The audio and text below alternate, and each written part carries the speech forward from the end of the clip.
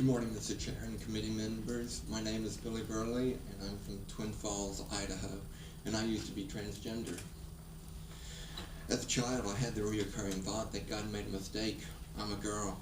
I prayed every night before going to bed and asked God to please make me a girl before I wake up. When I was in my early 20s, I sought help for the disconnect between my mind telling me that I was a woman and my body telling me I was a man. In seeking help and doing my own research, the message I received was that I had to change my body to match my mind. After seeking any other path forward, I decided to take the therapist's encouragement and the advice I read in the journal articles and in the books to change my body. In the mid to late 20s, I started on testosterone blocker and estrogen. My emotions were up and down, but my body was changing. I was supposedly on this new road to happiness. In my first surgery, I had a penile inversion, an Adam's apple shave, and a brow shave. After the surgery, the surgeon and nurses had difficulty stopping the bleeding from my new man-made vagina. My artificial vagina was packed with gauze and a sandbag was placed on my lower abdomen. But the bleeding did not stop. Later, my mom told me that going into my hospital room was awful. The pungent odor in the room was that of stale blood. My blood.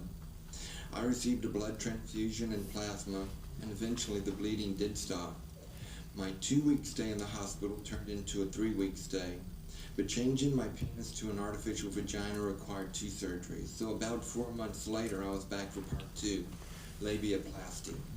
My money was low at that point, so I didn't have any family or friends accompanying to that procedure, and I went alone. I was desperate for the happiness I believed was guaranteed to me.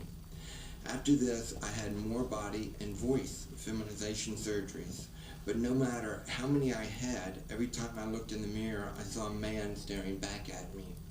I tried hard to resolve the conflict between my mind and my body, but after 7 years of trying, I had more problems at that point than I had when I first started on the road to transition.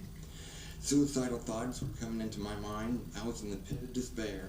The encouragement I received from my therapist and the books and the journal articles, they were wrong. In the pit of despair, I called out to Jesus of Nazareth. I gave my life and all of my problems to him, and at that point, he set me on a road of recovery that no therapist or medical professional was able to do.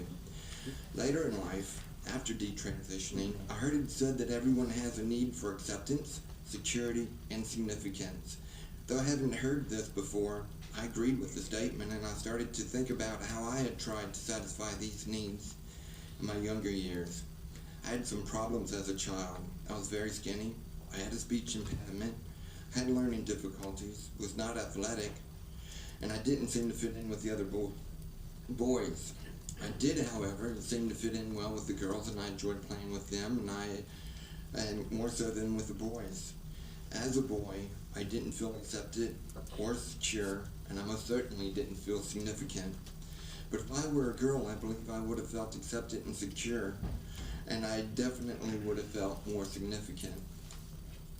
In hindsight, I see that I had several underlying problems that reinforced the false thought that I was a girl, including being sexually abused in the 6th grade.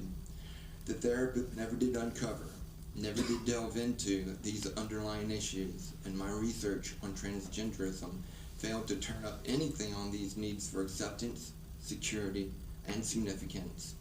Transitioning didn't help my mental health issues. I still had to deal with all of those after I detransitioned. As you can see, I have fully transitioned back to male. I am happily married. I have 2 beautiful stepdaughters, and I have peace of mind and body. Lastly, I was past the age of responsibility when I had made a horrible mistake. In hindsight, I am male, I was born male, and I was born in the right body. The therapists and medical professionals failed to help me with my underlying mental health problems. They identified me as transgender, and they were wrong. How often are they wrong? I ask you to please pass and support this bill to protect children. I truly wish I would have received mental health care instead of the gender-affirming health care I did receive. Thank you for hearing my testimony.